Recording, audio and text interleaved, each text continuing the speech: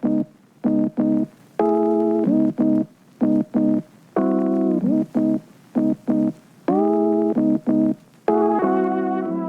and welcome to the I've Got This, Only My Epilepsy podcast series. My name is James, I'm 22 years of age, living in Sydney, been living with epilepsy since I was 18. I'm here with Kaitlyn and today's episode is Risky Business, where we focus on balancing social life with epilepsy. I'm Kaitlyn Parrott. I'm a neurologist and epileptologist working in Sydney, and I have a special interest in looking after young people and women with epilepsy as they navigate different periods in their lives.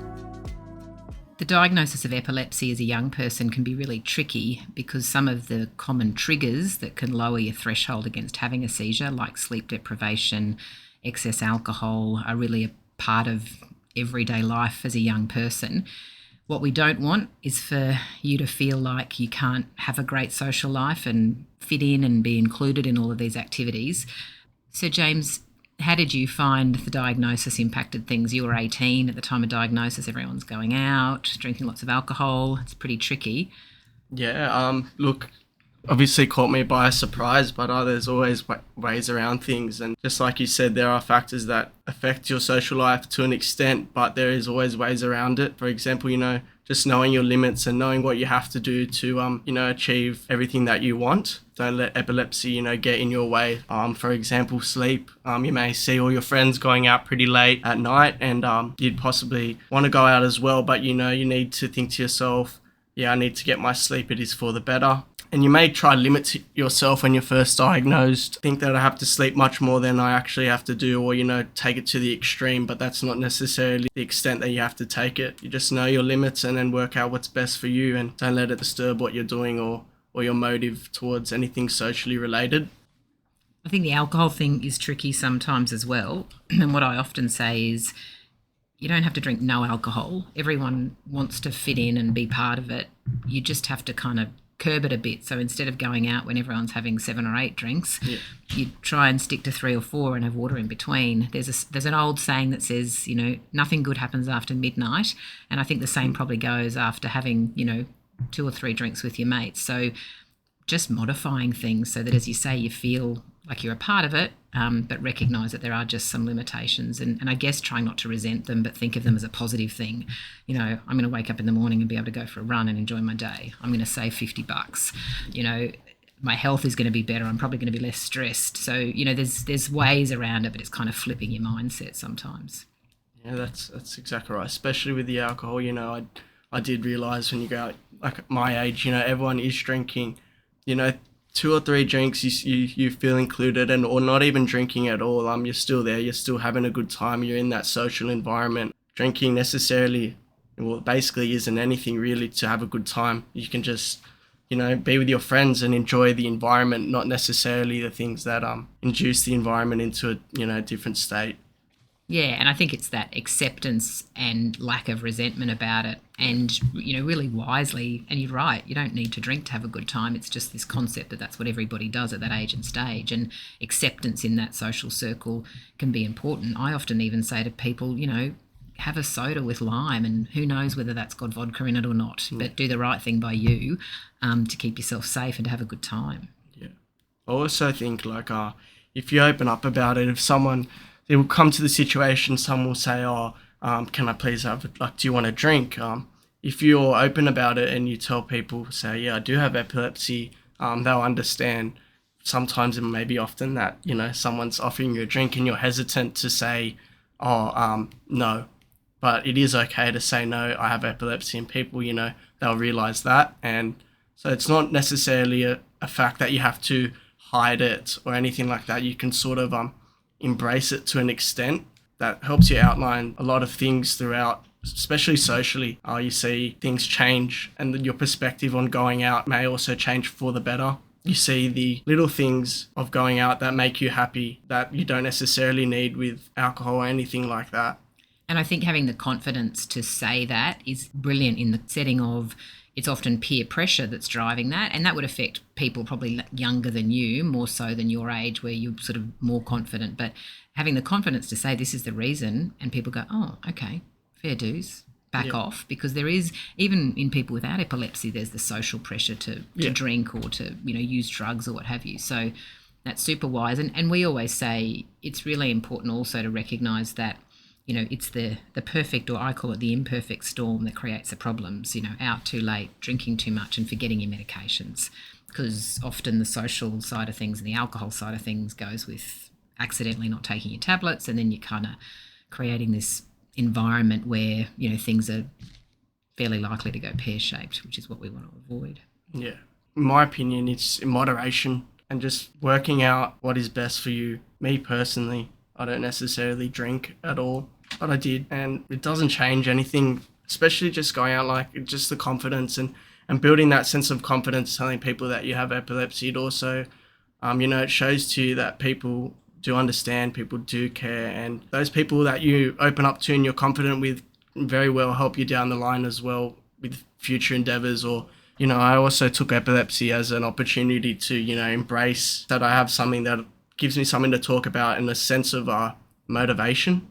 So with that, I can put that motivation into, say, my work life as well. Yeah, and I think the way you're, sharing it with people around you is also educating people about it, and seeing someone like you going about your business, going out with your mates, doing stuff, living with epilepsy, which is what we want you to do, really highlights, I think, to people that most of the time you're not having a seizure. This is a disorder of episodic events, seizures, and, you're seizure free. Some people have more frequent seizures, but even then they're often self-limited. They're not the whole person. They're not the picture of what this person's like all day, every day. So, having that confidence to say, here I am, look at me, I've got epilepsy, is such a wonderful, wonderful thing. Yeah, exactly right. James, you were diagnosed at 18, which is a really tricky age, when your social life is really starting to take off.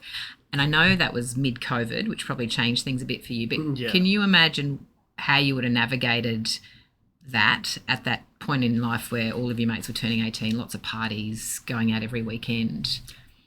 Look, at first, I may have been a little bit hesitant, well, not necessarily hesitant to attend, or maybe hesitant to participate. But what I really would have done is, gone out with my friends, still had a good time, and, just gone about it with the fact that not necessarily a worry. So when I'm going to go out, I'm not going to worry about having a seizure or anything like that. Just try to put it at the back of my head. Especially with my social life, talking to your friends, and then your friends knowing your limitations. That's a really big thing. But the way I would have navigated it is basically, just outlining the positives of me going out and the negatives. There's always more positives than negatives when you're going out, especially with epilepsy. It's not a negative thing to go out. Going out also helps your mental health as well, helps you get away from those thoughts that you don't necessarily want to have. Building a support network with your friends socially, doing activities that don't involve drinking or necessarily, wanting to go and party. Try find activities like playing soccer or going to the park. When I was in COVID, we were in COVID, I basically rode my bike every day around with my friends instead of, going out, which we really couldn't. But if we was this day and age now where COVID isn't critical as it was before, I still would, go out and just weigh out my options on where I'm going and what I'm doing, and, just live with it. It doesn't really hinder my social life, or it didn't really hinder my social life, basically because I spoke about it with my friends, and, really being open with the fact, like that you have epilepsy. It's not an issue. You can still go out. You can still do basically everything. So just understanding that before I go out, or when my friend asks me, oh, do you want to go out to a party and maybe it'll finish at 3 a.m. You don't have to not go, because everyone's going to be leaving at 3 o'clock. I can go there and say leave at 11, because I know my sleep needs to be prioritized. Then you may also think, oh, he's leaving at 11. Like, why is he being, like a Debbie Downer or anything like that? But you're really not. And if you're open about it, everyone will understand. People will appreciate it too. People will appreciate, look, he's prioritizing his health over staying out with the boys and partying and doing whatever that they're doing. I think it's a great point you made, James, that your social life isn't just going out and drinking and partying as well. And I think it's surprising sometimes, and you probably would have found the same thing, that when you actually say to your group of friends, do you want to go hiking or mountain biking or do some sort of other activity that's not based around alcohol and nightclubs and what have you, probably a lot of people will really happily do that. Yeah. Have a barbecue and a couple of beers and then head home. So that's another really important thing, is we focus on this one part of the social life, but actually it's a gift almost, because it allows you to sort of expand your thoughts about what you could actually be doing to socialise and enjoy your life, which is, probably more enjoyable, in the long run too. So I think that's really insightful. Yeah, it's that raised a good point. It helps you find different avenues in life, may inspire you to find something else, something different. For example, like riding my bike. I never used to really ride my bike, or partaking in activities with my friends that we usually didn't do. They were always, basically sports based. It also brings this sense of motivation to strive in that area.